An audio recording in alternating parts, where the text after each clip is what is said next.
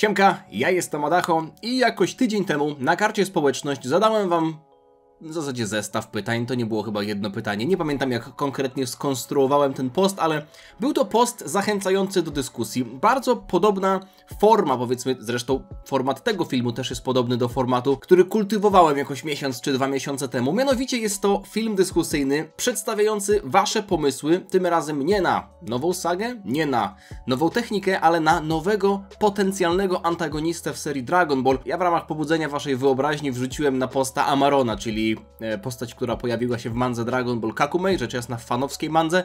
Swoją drogą mała dygresja tycząca się Kakumei, z tego co widziałem, to oni dalej pracują nad animacją, więc manga jest na wstrzymaniu i trochę boli mnie dupka, że ludzie piszą w komentarzach o mandze, a oni nie są w stanie powiedzieć jednego słowa, odpowiedzieć, w sensie wiadomości na temat mangi.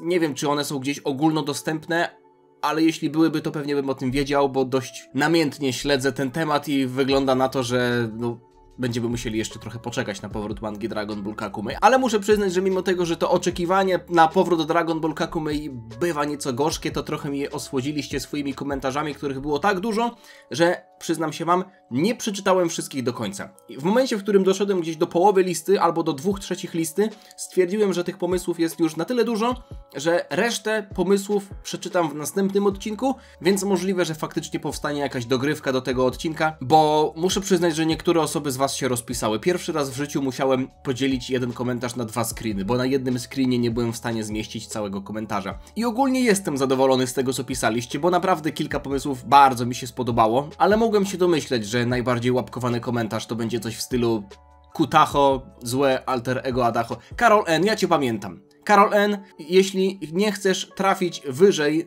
na liście villainów w Adachoverse, proszę zaprzestań, dobrze? Zaprzestań. Mini Michael, wiecie co? Mini Michael też napisał komentarz, który zaraz przeczytam, ale chcę tylko zwrócić uwagę na jego awatar. Szanuję, podoba mi się. Mam wrażenie, jakbym cofnął się, nie wiem, z 15 lat albo nawet 20 lat w czasie na lekcję informatyki w 4. klasie podstawówki i grał w jakąś dziwną, nielicencjonowaną platformówkę, w której postacią główną, którą się chodziło, był jakiś człowiek banan. No to tak, wymyśliłem takiego antagonistę. Miałby na imię Garnacz, byłby tej samej rasy co strażnicy Zeno. Nosiłby garnitur przypominający kolorystycznie właśnie zbroję tych strażników. Zajmowałby się on kontrolą poziomów mocy wszystkich wszechświatów, która odbywałaby się co kilka lat. Miałby on swoje własne biuro, które znajdowałoby się gdzieś w pałacu Zeno, gdzie z innymi przedstawicielami tej rasy opracowywałby ranking wszechświatów. Garnacz byłby oczywiście Czy przypadkiem nie ma takiego piłkarza? Chyba w Manchesterze United grał? Garnacho? Rodzina? Byłby potężny, stawiałbym go ponad strażnikami Zeno i na pewno w pełni panowałby nad ultrainstynktem. Historia z nim wyglądałaby tak, że ktoś z Wszechświata Szóstego przybyłby do naszych bohaterów, ostrzegłby ich przed Garnaczem, który zmierza w ich kierunku po steroryzowaniu poprzednich wszechświatów i na ten moment nie wiedzą, kim on jest, ani jakie ma zamiary. W końcu przybywa, nasi bohaterowie w swych najsilniejszych formach stają z nim do walki, ale oczywiście nie dają sobie z nim rady. Jednak nie poddają się i ruszają za nim w pościg po innych wszechświatach, dzięki czemu znowu spotykamy postacie z turnieju mocy, poznajemy też postacie z pozostałych wszechświatów, ale i tak na koniec nie pokonują Garnacza. Po powrocie na Ziemię Virus wręcza informację naszym wojownikom, że to była tylko kontrola, dosłownie jak ten cichy, jak to się nazywało? Cichy klient? Tajemniczy klient w Biedronce. Pamiętam, była taka sytuacja. Nikogo to nie obchodzi. Wiem, że jest wśród was część osób, która chętnie posłuchałaby tej anegdotki, ale daję sobie dzisiaj na wstrzymanie. To była tylko kontrola, a nie jakieś sekretne zagrożenie dla Zeno. I pokazali się na niej z bardzo dobrej strony, dlatego udało im się awansować w rankingu. Wiecie, co mi się w tym najbardziej podoba? 2 rzeczy. Po pierwsze, mamy wykorzystanie tego, co już istnieje, czyli rasa strażników Zeno. To nie jest tak, że wykorzystujemy motyw, który po prostu gdzieś jest, ale nie jest on na przykład interesujący. Tutaj wykorzystujemy motyw tych strażników Zeno, którzy od zawsze, praktycznie od momentu pojawienia się, budzili pytania, bo Whis chociażby mówił, i ja też na ten temat nagrałem koku, że Daishinkan jest jedną z 5 najpotężniejszych istot w multiverse, prawda? Całe multiversum. Wtedy jeszcze nie było drugiego Zeno, więc mieliśmy Zeno, mieliśmy Daishinkana oczywiście w 5, no i być może tych 2 strażników. No i kto był numerem 5? Tego też nie wiemy, więc wydaje mi się, że tutaj leży potencjał, bo wykorzystywanie tego, co już było w historii powiedziane, mam wrażenie, że sprawia, że na samym początku takiej sagi, kiedy poznajemy postać i widzimy, że ona jest bezpośrednio jakkolwiek powiązana z tym, co było, albo że już gdzieś o niej kiedyś mogliśmy słyszeć, to jakby legitymizuje to, co widzimy dalej, bo gdyby się pojawiła postać totalnie z dupy, chociaż, no nie wiem, Moro się pojawił totalnie z dupy, ale on miał przeszłość, prawda? Więc w sumie się nie pojawił totalnie z dupy. Na przykład Elek i jego gang też się pojawili trochę z dupy, ale potem dostaliśmy przeszłość. Gdyby była postać, która się po prostu pojawia i z nią walczymy i to jest tyle, to byłoby trochę ciężkie do kupienia. A w przypadku tego garnacza, on mógłby być tą piątą najsilniejszą postacią, prawda? Czyli mamy Zeno, garnacz, Daishinkan i 2 strażników Zeno. Wiadomo, to był ranking przed pojawieniem się drugiego Zeno, więc teraz to byłoby 6 najsilniejszych postaci, ale wiecie, o czym mówię. Podoba mi się to, że wykorzystałeś to. Druga rzecz, która mi się podoba, to to, że saga kończy się w nieoczywisty sposób, no ale też byłoby dobrze dopisać jakieś konsekwencje tego, że ten ranking ma na coś wpływ, no nie? A nie, że tylko tak jak na przykład na końcu turnieju mocy, że awansowaliśmy z miejsca przedostatniego na trzecie od końca, czy jakoś tak. Generalnie tam dostaliśmy jakieś punkty do rankingu. Ale ogólnie daję okejkę. Awokado 5-2-13. Mam wrażenie, że Awokado i kolega Mini Michael chodzili do tej samej klasy i razem wybierali sobie awatary. Imię Maru. Pochodzenie planeta Keijo. Keijo. Keijo. To brzmi jak nazwa postaci z Naruto. Wszechświat 7. Nie oglądałem Naruto. Przeszłość. Niewolnik z planety Keijo, któremu udało się uciec z niewoli. Przez stulecia studiował zapomniane techniki w opuszczonej bibliotece Sankakei. To jest postać z Naruto. Powrócił do swojej ojczyzny, obalić tutejszy porządek, ale planeta była już zbyt wyeksploatowana, aby dało się na niej mieszkać. Jego moce polegałyby na wytwarzaniu iluzji opartych na tym, czego najbardziej boją się jego przeciwnicy. To nie jest jedyny pomysł, który pojawił się bazujący na czymś takim. Mieliśmy filler w Dragon Ballu Super, chociaż teraz trudno mówić o fillerach. Generalnie odcinek anime Dragon Ball Super przed turniejem mocy, kiedy, pamiętacie, Goku i Krillin w tym lesie szukali tego zioła dla Roshiego i Krillin tam walczył ze swoimi koszmarami, można powiedzieć. Iluzje nie istnieją naprawdę, ale tak długo jak w nie wierzysz, tak długo są w stanie cię skrzywdzić. Przez to, że iluzje nie są prawdziwe, zużywają bardzo mało ki i można je tworzyć praktycznie bez końca. Kolejną jego umiejętnością byłyby klątwy i błogosławieństwa, które mógłby nakładać, mając dostęp do części ciała przeciwnika. Im ważniejsze części ciała, tym mocniejsze byłyby klątwy. Na przykład gdyby odciął Goku rękę, można byłoby nałożyć na niego silniejszą klątwę, niż gdyby użył do tego jego włosów. Okej, umiejętności powiem, że są trochę naciągane i też nie są aż tak bardzo oryginalne, no bo mówię, że to widzieliśmy, chociaż błogosławieństwa i klątwy, nie wyobrażam sobie sytuacji, żeby ktoś faktycznie stracił rękę prócz Piccolo. Jeśli ktoś ma stracić rękę, to jest Piccolo, ewentualnie Ten Shinhan, bo Piccolo jest w stanie ją sobie odrodzić, a jakby ktoś inny stracił rękę, to musielibyśmy z tym żyć. Motywacja. Pragnie zemsty na Birusie, ponieważ ten nie zniszczył jego planety, która była przepełniona złem tylko dlatego, że miała dobre jedzenie. Jednocześnie chce uczynić planetę Birusa nowym domem dla swojego ludu. Wiecie, co mi się w tym wszystkim podoba? Że mamy coś zupełnie absurdalnego. Birus jest postacią, która niszczy.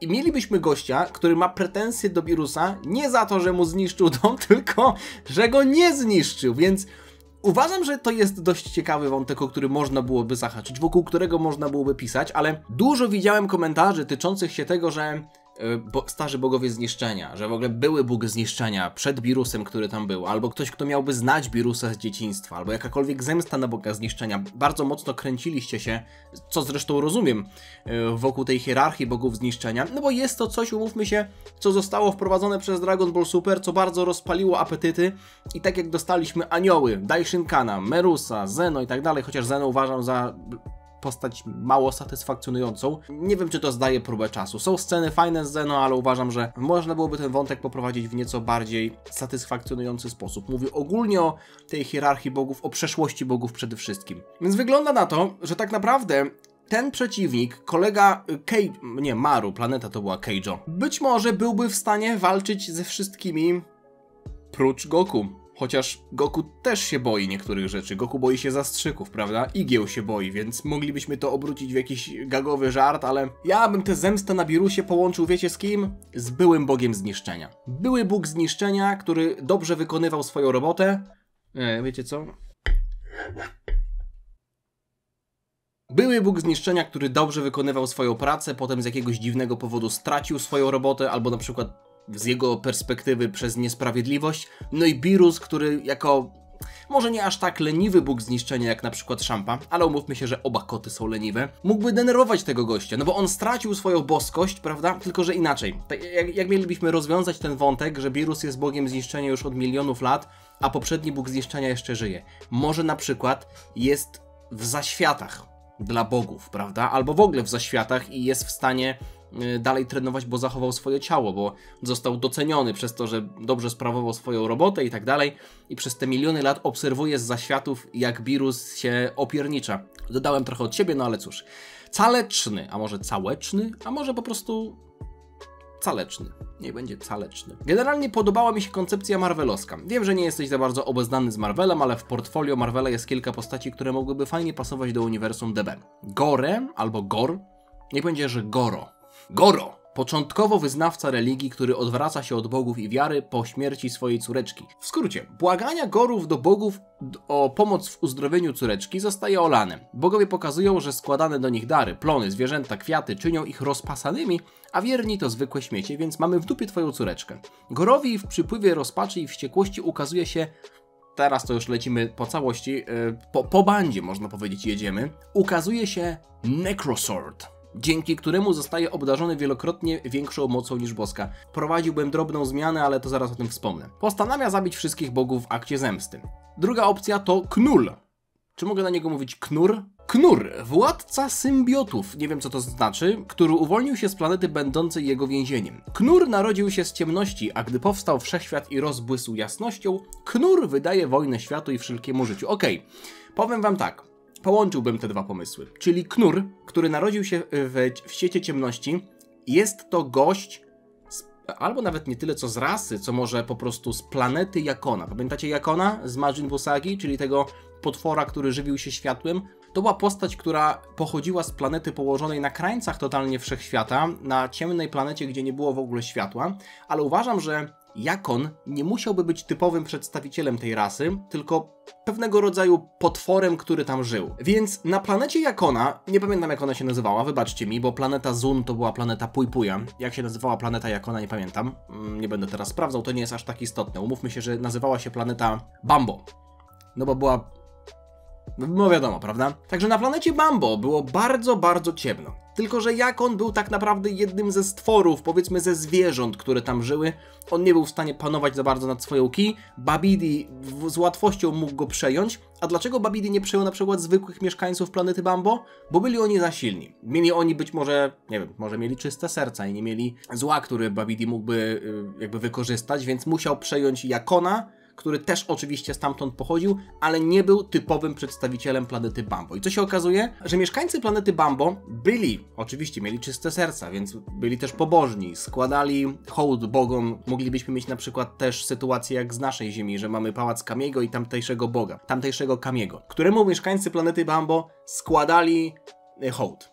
No i okazuje się, że Goro, jeden z mieszkańców tamtej planety, miał chorą córeczkę i wydarza się ta sytuacja, o której tutaj piszesz. I mamy sytuację, w której bardzo silna rasa wykształca w pewien sposób postać, która jest zła. Bo oni do tej pory tak naprawdę nie chcieli z nikim walczyć, bo byli, tak jak powiedziałem, o czystych sercach, ale tamta sytuacja coś w Goro złamała, prawda? Więc, panie kolego caleczny, pozwoliłem sobie podrasować trochę, albo po prostu ugryźć z innej strony ten pomysł. Wtedy można byłoby zrobić tak, że nie objawia mu się jakiś Necrosword, tylko że postać Goro widzi ktoś z Królestwa Demonów i widzi, że można go przejąć i wtedy na przykład mamy trzecie oko i można byłoby nawiązać do Dragon Ball Daima, prawda? I wtedy on by zyskał wielką siłę, nie wiem.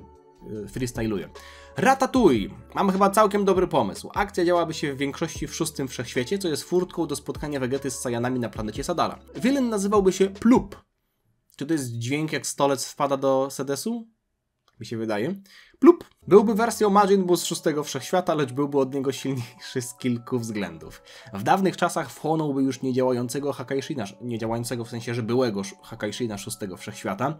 Zło w nim mogłoby się bardziej rozwinąć, bo żył dłużej niż Buu i nie był tak długo w spoczynku. Wchłonąłby kilkunastu Yardratan z szóstego wszechświata, w tym jednego z najbardziej doświadczonych mistrzów. Reszta Yardratan opracowałaby bardzo ciężką technikę, przez którą wszyscy razem z planetą uciekli przed Buu, teleportując się do drugiego wszechświata. To jest wątek, który podoba mi się najbardziej, bo wyjaśnia to, dlaczego Yardratanie byli w drużynie drugiego wszechświata na turnieju mocy.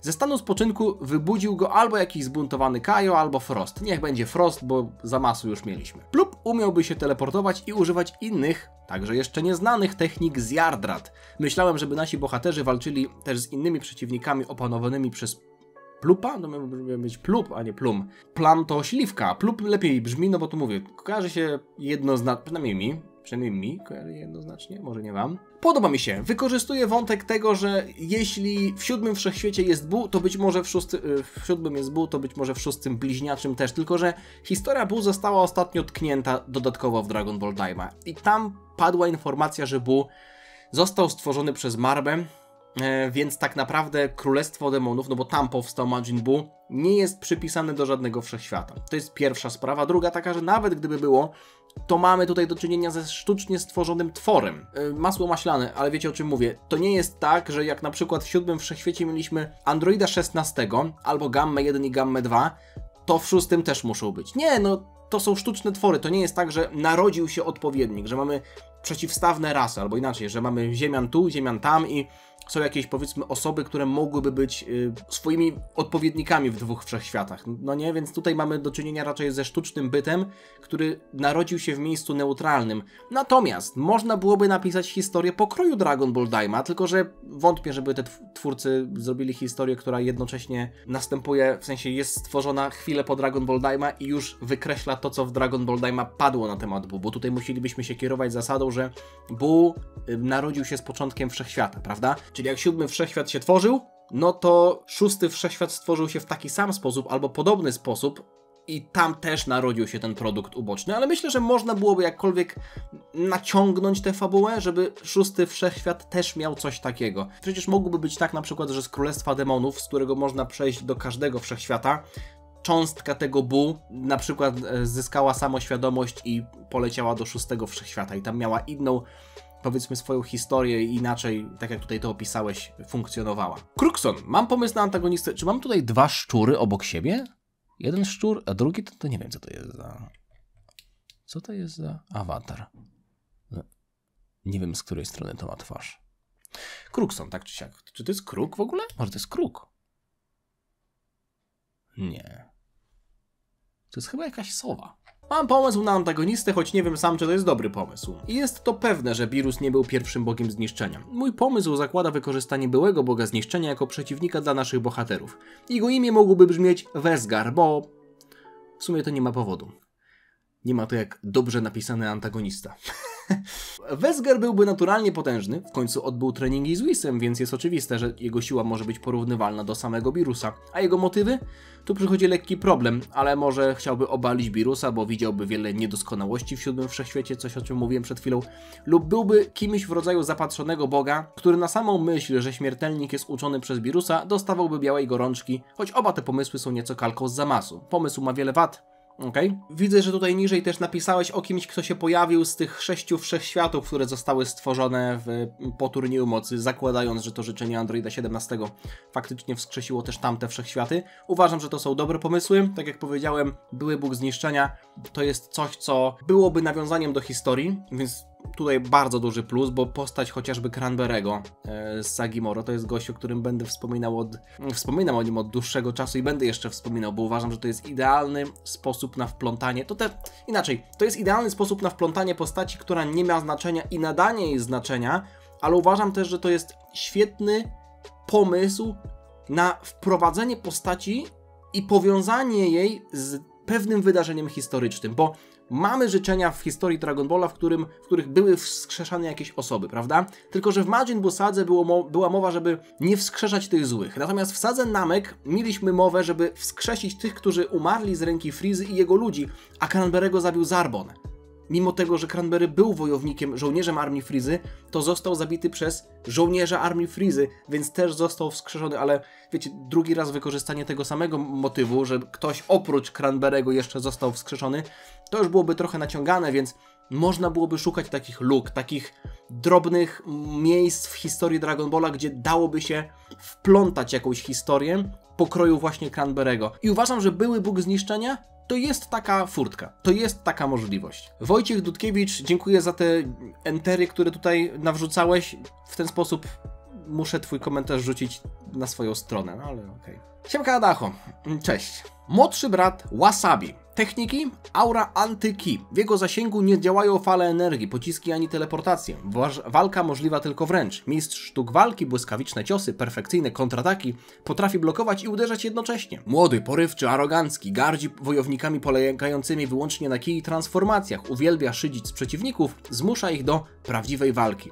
Smukły, szybki, w stroju przypominającym tradycyjne kung fu, Gi z futurystycznymi zdobieniami. Jego energia jest niczym pustka. Gasi ki przeciwników na danym obszarze. Starszy brat Kokona. Kilka technik. Postarzanie przeciwników, przyspiesza ich zmęczenie i osłabia ciała poprzez zakrzywienie czasu, spowalnianie reakcji, przeciwnik widzi cios sekundę za późno, leczenie i regeneracja. Potrafi odnawiać siebie i brata w trakcie walki, ale nie może wtedy atakować. Zaburzenia ki. Ataki przeciwników wymagają więcej energii, przez co szybciej się wyczerpują. Krystalizacja czasu. Chwilowe zatrzymanie części ciała przeciwnika, ręki czy nogi. Coś jak do Flamingo używał swojej mocy do marionetki z ludzi. Starszy, spokojny, wyrachowany strateg. Traktuje walkę jak partię szachów. Osłabia przeciwnika powoli, obserwując jak opada z sił. Manipuluje młodszym bratem, używa go jako karty atutowej. Kokona i Wasabi zostali wygnani z własnego wszechświata XII za złamanie zasad. Zamiast podróżować w liniach czasowych, trzymając się reguł, zmieniali czas na bieżąco. Ich kombinacja blokady ki plus manipulacji czasem dawała im nienaturalną przewagę nad innymi wojownikami.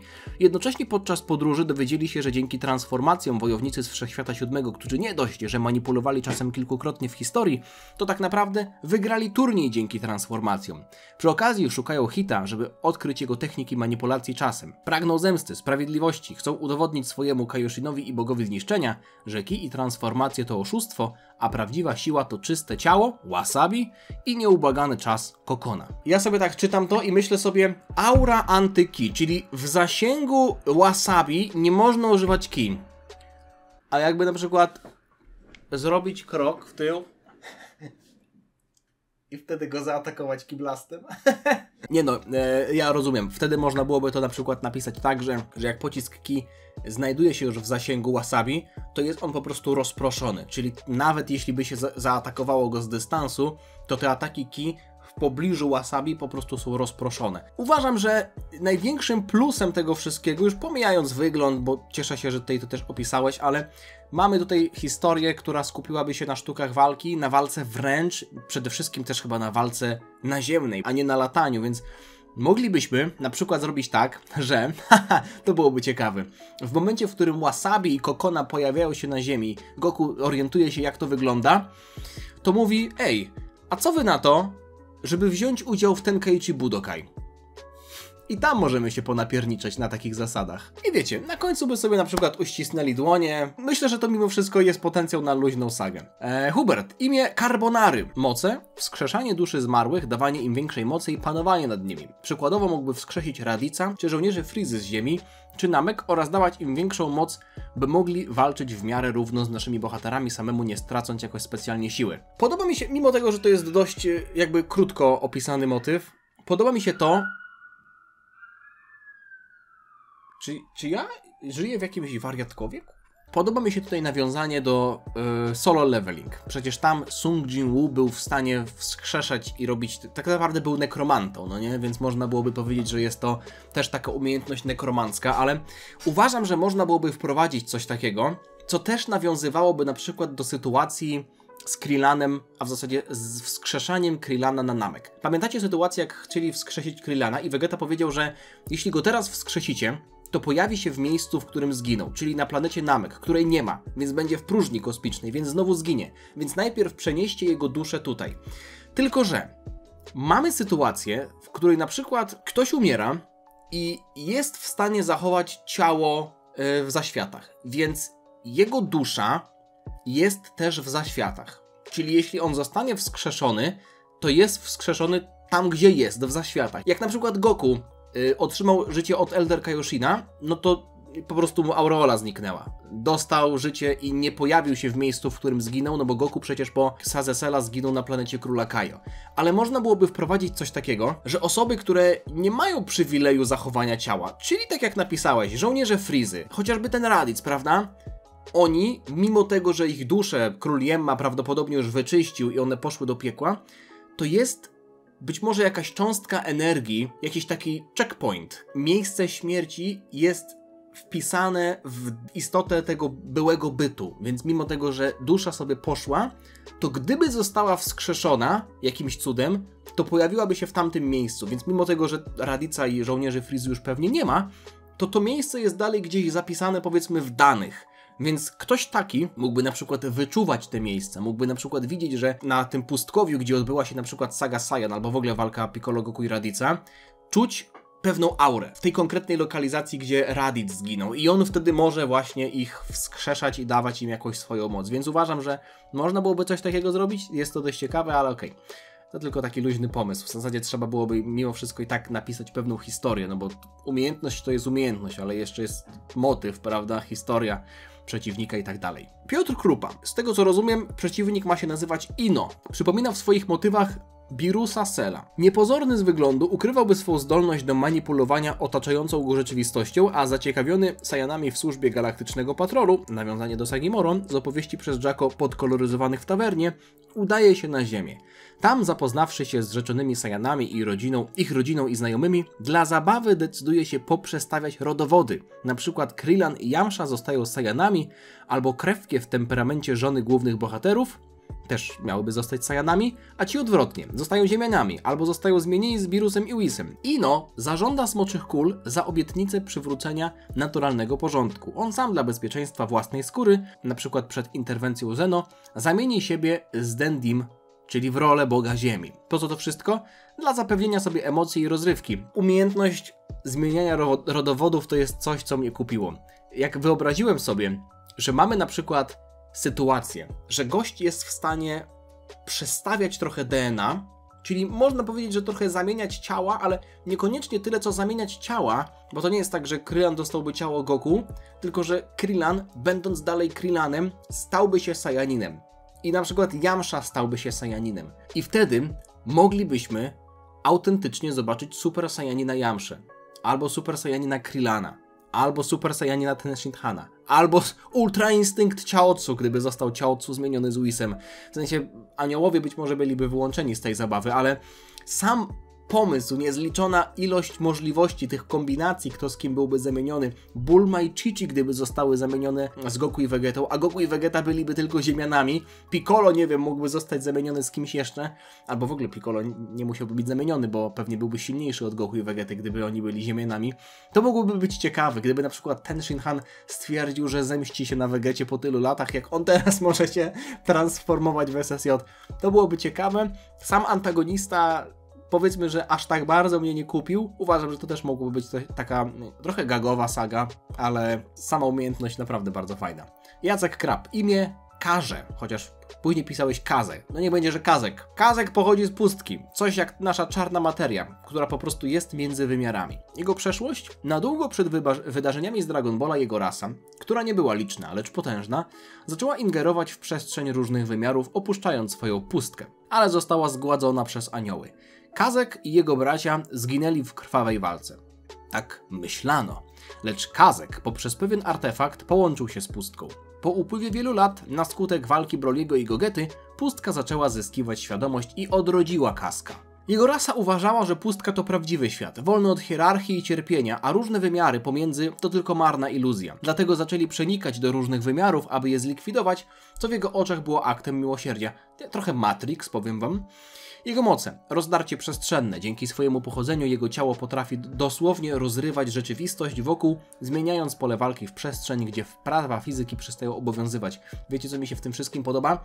Że można byłoby też nawiązać do tego stworzenia wszechświata, chociażby przez Raimusa, jeśli mielibyśmy w ogóle Raimusa wrzucić do tej historii. Ale mamy przecież w Dragon Ballu te przestrzenie między wszechświatami. Pałac Zeno przecież jest położony nie w danym wszechświecie, tylko w przestrzeni poza wszystkimi wszechświatami. Więc jak mamy 12 wszechświatów, które są zazwyczaj obrazowane jako takie sfery, to przestrzeń pomiędzy też istnieje. Zresztą nie wiem, czy przypadkiem nie było o niej też mowy, kiedy chociażby Hit chciał sześcian do podróży między wszechświatami. No to nie jest tak, że można sobie wylecieć z wszechświata, ale to nie jest też tak, że wylatuje się z jednego wszechświata i wlatuje się od razu do drugiego. Być może tak jest w niektórych miejscach, ale na pewno jest ta, jak to nazwałeś, pustka. Najbardziej mimo wszystko podoba mi się to, że jest tutaj nawiązanie do walki Broly'ego i Gogety.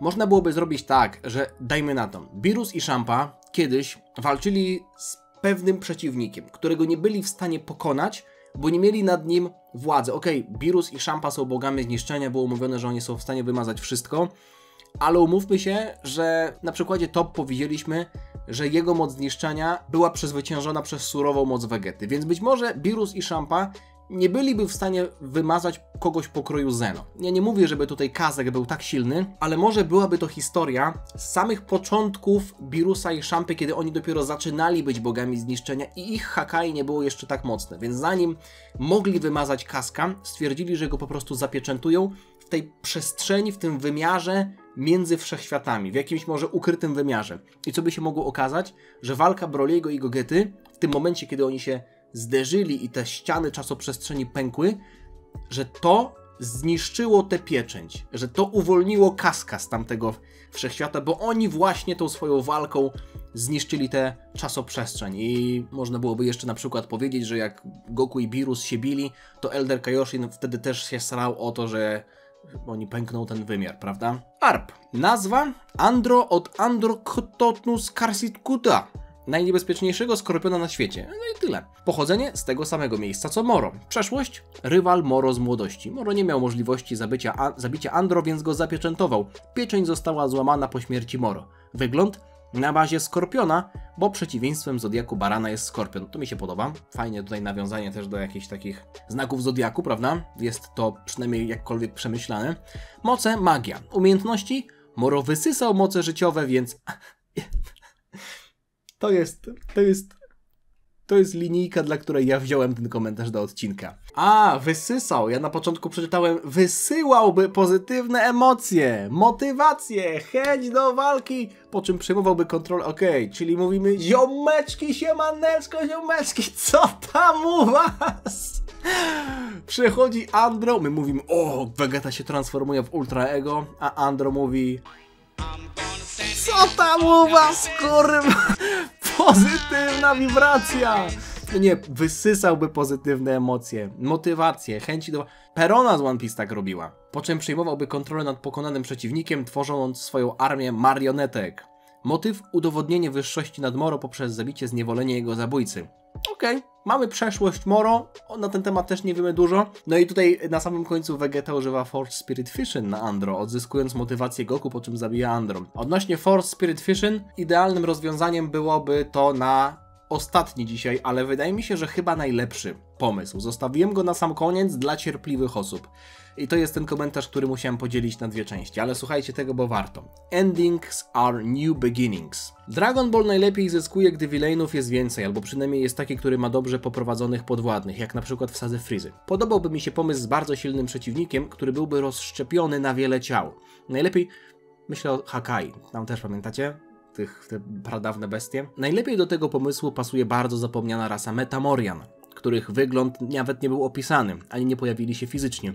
Jedyne co o nich wiadomo to to, że nosili ubrania takie jak przez fuzję, czyli Gotenks i Gogeta. Wiadomo też to, że są słabi. Goku mówił, że przed fuzją byli słabi, a po fuzji bardzo się wzmocnili. Jeszcze bardziej na rzecz tego pomysłu działa fakt, że potwierdzone zostało to, że taniec fuzji może być wykonany przez więcej niż dwie osoby. Przechodząc do sedna tworzenia tej grupy antagonistów, wpadłem na to, aby ich imiona tworzyły japońskie słowo Yugo, co oznacza połączenie. W DB jest używana angielska forma w katakanie, czyli fusion, w zasadzie też gattai, prawda, scalenie.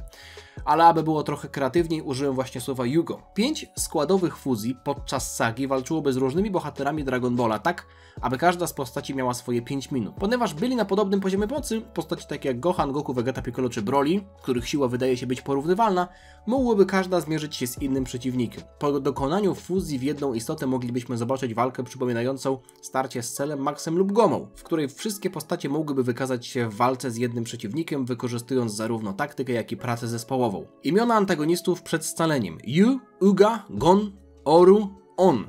Imię antagonisty po scaleniu: Yugo. Pochodzenie: planeta Metamor. Przeszłość: piątka Metamorian była bardzo zezłoszczona i nie potrafiła zrozumieć, dlaczego ich bracia, posiadający tak ogromną potęgę, jaką dawał taniec fuzji, pozostawali neutralni oraz pokojowo nastawieni wobec każdej istoty, zamiast zająć się braniem spraw w swoje ręce. Postanowili wykorzystać swoją moc do granic możliwości i przeprowadzić taniec fuzji, który miał uczynić z nich istotę wystarczająco silną, by naprawić świat w ich pokręcony sposób. Na początku ich działania faktycznie były dobre i cieszyły się aprobatą innych Metamorian. Jednak przez to, że fuzja była permanentna, a w niej uwięzionych było 5 różnych dusz, umysłów i pomysłów, całość zaczęła popadać w szaleństwo. Z czasem fuzja coraz bardziej wypaczała swoje poczucie sprawiedliwości, aż przerodziło się ono w obsesję na punkcie zjednoczenia wszystkiego. Ich ostatecznym celem było złączenie wszystkich istot we wszechświecie w jedną fuzję.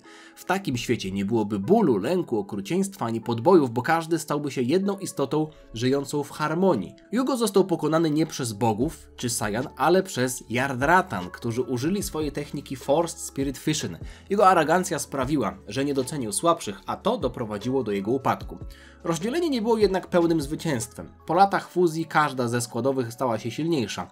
Yardratanie, używając techniki potężniejszej niż ta, którą później opanował Vegeta, rozproszyli ciała i dusze Metamorian po wielu wszechświatach, uniemożliwiając ponowne scalenie. Mimo to więź Yugo pozostała. Składowe mogły komunikować się jak umysł Roju, wciąż dążąc do pełnej jedności. Po turnieju mocy, gdy przywrócono zniszczone wszechświaty, w których składowe przebywały, powrócili oni do wszechświata 7, z którym byli związani, a wraz z nimi zagrożenie odrodzenia Yugo. Moce, komunikacja Roju, fuzja przez taniec, permanentna, technika manipulacji innymi fuzjami, możliwość zakłócania fuzji, np. Gotenks czy Gogety, co uniemożliwiałoby natychmiastowe pokonanie antagonistów. Jako Yugo mogliby również zmusić istotę do fuzji, a dzięki opanowaniu tej rasowej umiejętności w ich przypadku moc i wzrost nie musiałyby być równe, tak jak u innych ras. Okej, dziękuję za ten bardzo długi komentarz. Przede wszystkim wykorzystanie Metamorian to jest coś, co uważam, że prędzej czy później powinno się pojawić, bo technika fuzji, taniec fuzji to jest coś, co przewija się od dłuższego czasu i jest wykorzystywane w najważniejszych momentach w historii Dragon Balla, w jednych przynajmniej z najważniejszych. Tak, autorzy tego tańca to jest zupełnie zignorowany wątek, więc Metamorianie, którzy, uważam, że ich przeszłość to jest coś, co dobrze napisałeś, mieli możliwość zyskania tak olbrzymiej mocy i nic z tym nie zrobili, więc wydaje mi się, że nawet jeśli oni chcieli dobrze, nawet jeśli chcieli w sposób, powiedzmy, siłowy zaprowadzić jakiś porządek, to fakt, że w środku było uwięzionych 5 umysłów, to mogło już sprawiać, że mogli faktycznie wpadać w jakąś paranoję. Kwestia odpowiedzi pod tym komentarzem to jest też coś, co chciałbym poruszyć, bo tam padło pytanie, ale Vegeta mógłby ich po prostu rozdzielić tym Force Spirit Fission. Uważam, że można byłoby zrobić tak, że fuzja tych Metamorian byłaby tak silna, że Vegeta, gdyby ich faktycznie uderzał i mieliby się oni rozcalić, to na przykład byłoby tak, że odpadałaby jakaś jedna ręka i potem ona by znowu wracała, ze względu na to, że Vegeta tylko by mógł osłabić tymczasowo tę fuzję, ale nie rozdzielić, bo 5 po prostu jednostek scalonych w jeden byt to byłoby za dużo dla Vegety, żeby rozcalić ją po prostu zwykłą techniką Force Spirit Fission. Można byłoby zrobić też tak, że te jednostki nie wróciły do 7 wszechświata, tylko faktycznie są porozrzucane po różnych wszechświatach, więc mamy wątki z innymi postaciami, które na przykład walczą z tymi bohaterami, albo na przykład byłoby tak, że nasi bohaterowie, Goku i Vegeta, albo jeszcze z Brolim, dajmy na to, lecą do 6 wszechświata, tam napotykają jedną składową, inna wyląduje na ziemi i tam Gohan, Piccolo muszą z nią walczyć, jeszcze w 11 wszechświecie żołnierze Dumy muszą walczyć i tak dalej, więc można byłoby też połączyć to z innymi bohaterami, ale pomysł naprawdę wspaniały i chciałem tym zakończyć ten odcinek, więc dziękuję Wam wszystkim. Tak jak powiedziałem, jest jeszcze sporo komentarzy, których nie przeczytałem, ale myślę, że nagram dogrywkę do tego filmu. Póki co, bardzo Wam dziękuję. Jeśli Wam się podobało, to zostawcie lajka, napiszcie, który z tych pomysłów podobał Wam się najbardziej. Być może któraś z tych teorii, którą ja od siebie jeszcze dopowiedziałem, też dała Wam jakąś motywację do tego, albo dała Wam jakąś wenę do tego, żeby dopisać coś jeszcze, więc czekam też na Wasze komentarze. Może coś Wam jeszcze do głowy wpadnie i nada się do kolejnego odcinka, a póki co, dzięki jeszcze raz, widzimy się niebawem, trzymajcie się, na razie, cześć, Dziana.